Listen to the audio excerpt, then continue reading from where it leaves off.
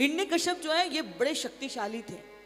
इनके भाई हिरण्याक्ष का वध हो गया था, तो इनके मन में भी अपने भाई के उस मृत्यु का प्रतिशोध लेने के लिए बहुत अंदर क्रोध था। इनकी पत्नी थी कयाधु। ये कयाधु जो थी राक्षसी होने के बाद, राक्षसी कुल की होने के बाद भी बड़ी जो है ये बहुत सुंदर हृदय की धनी थी। तो एक दिन क्या हुआ कि जो है हिरण्यकश्यप ने अपनी पत्नी कयाधु से कहा कि देवी जो है मैं तप करने के लिए जाऊंगा। बोले ना तप करने के लिए? बोले हाँ, मैं ब्रह्मा जी के पास तप करने के लिए जाऊंगा, तप करके उनको मनाऊंगा और उनसे अमरता का वरदान प्राप्त करूंगा कि कोई मुझे मार ना सके। कयाधु ने कहा जैसी आपकी इच्छा प्रभु, आपकी जल्दी ब्रह्मा जी आपकी मनोकामना पूर्ण करें। अपने पति के भाल पर तिलक लगा करके, चरण छू करके, आरती उतार करके उनको विदा किया है प्रसन्नता के साथ में। बोले नाथ आपको समय कितना लगेगा? बोले बहुत समय लगेगा तप करने में। हिरण्यकश्यप जो है वो तप करने के लिए चले गए। अब माता हुआ ये कि जिस वृक्ष के नीचे बैठकर ये तप करने लगे उस पर एक नन्हा सा पक्षी आ जाता है। वो नन्हा सा पक्षी आया तो वो नन्हा सा पक्षी बार बार क्या बोलने लगता? नारायण नारायण नारायण नारायण। अब जैसे इन्होंने नारायण शब्द सुना इनका तो दिमाग खराब हो गया।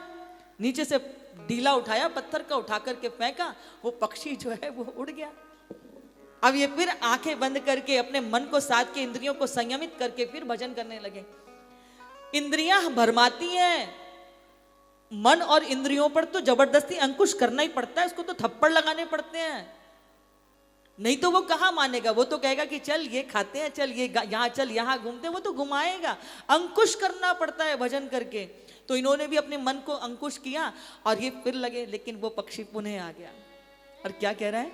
नारायण नारायण नारायण नारायण। इन्होंने फिर पत्थर उठाया, फिर पेड़ पे फेंका, फिर वो पक्षी उड़ गया, लेकिन वो पुनः पुनः आकर के बैठ जाता। बार बार ये प्रयास करते और ये बार बार पक्षी आकर के फिर नारायण नारायण करने लग जाता।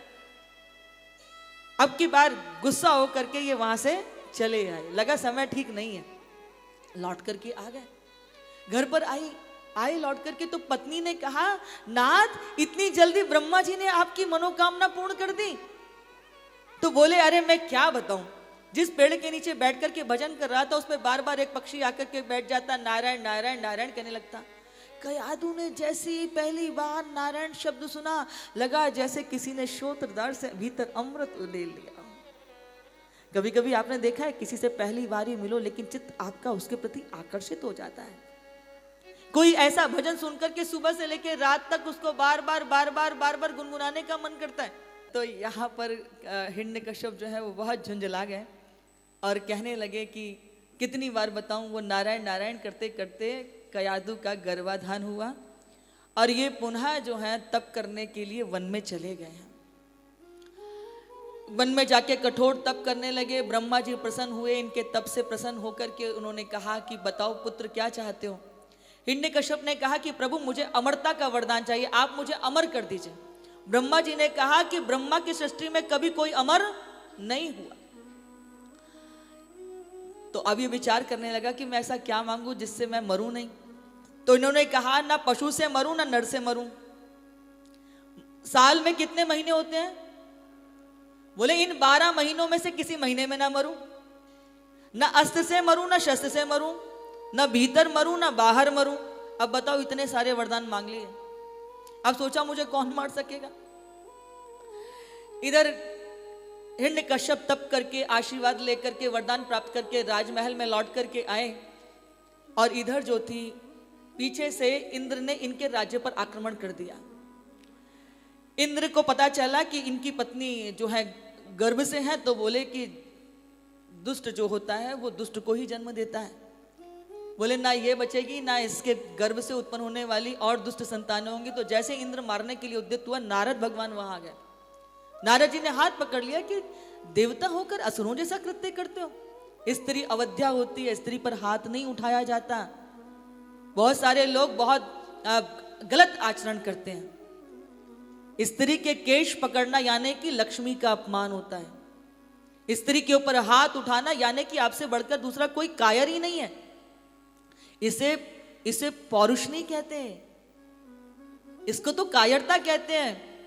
पौरुष होता है किसी को क्षमा कर देना, पौरुष होता है बड़प्पन, इसको नहीं कहते।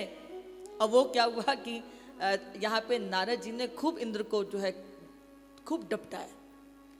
वैसे एक बात बताऊं, इंद्र की शास्त्रों में तो बड़ी लानत मलानत की गई है, भोगी कहा गया, क्योंकि सत्ता जो होती है आपको भोगी बना देती है। अब इधर क्या हुआ कि नारद जी जो हैं कयादु को अपने साथ आश्रम में ले गए। अब वहां कयादु क्या करती हैं, कयादु वहां खूब संतों की सेवा करती हैं, यज्ञ की सामग्री लेके आती हैं और भगवान का भजन करती। हिरण्यकश्यप लौट करके आए राजमहल में, इनको कयादु प्राप्त नहीं हुई। इधर उधर ढूंढने लगे कि मेरी पत्नी कहाँ गई। पता चला कि पीछे से इंद्र ने आक्रमण कर दिया था और नारद जी उन्हें अपने साथ ले गए थे। नारद जी के पास पहुंचे, जाकर के उनको बहुत धन्यवाद दिया और ज्ञात हुआ कि पत्नी ही नहीं, कयादु ने एक बहुत सुंदर पुत्र को भी जन्म दिया है। और ये पुत्र कौन है, ये साक्षात भगवान के परम भक्त हैं। कौन, प्रहलाद जी महाराज।